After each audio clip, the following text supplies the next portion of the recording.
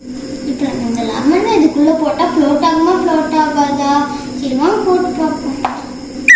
Float ஆகலையே. இப்போ நான் ஒரு மந்திரத்தை போட்டு நம்ம லெமனை ஃப்ளோட் பண்ண வைக்க போறேன். ஜீ பூம் ஃப்ளோட் ஆயிடுச்சு பாருங்க லெமன்.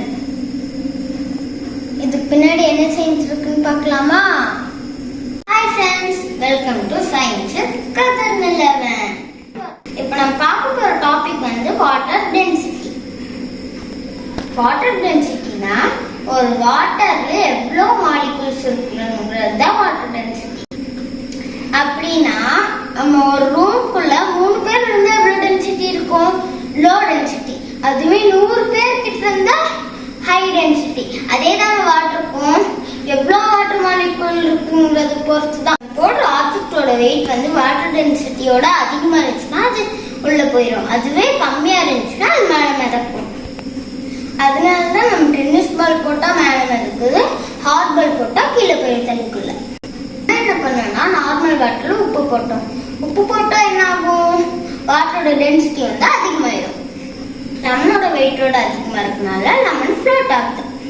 அது எக்ஸ்பெரிமெண்ட்ல பார்த்துக்கலாமா? இப்போ நம்ம எக்ஸ்பெரிமெண்ட்டுக்கு தேவையான பொருட்கள் பார்த்துக்கலாம். கொஞ்சம் வாட்டர், ஒரு லெமனு, அதுக்கப்புறம் கொஞ்சம் உப்பு, அதுக்கப்புறம் ஒரு கிளாஸ் டம்ளர், அதுக்கப்புறம் ஸ்பூன். இப்போ நம்ம எக்ஸ்பெரிமெண்ட்குள்ள போகலாமா? Let's go.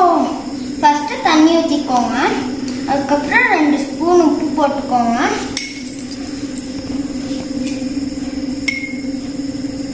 அப்புறம் நல்லா கலக்கிக்கோங்க.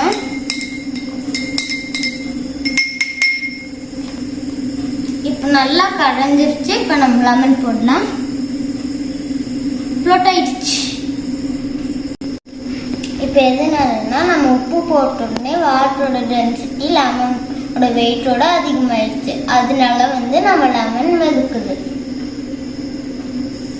Okay bye. இன்னொரு எக்ஸ்பெரிமெண்ட்டோட நாளைக்கு பார்க்கலாம்.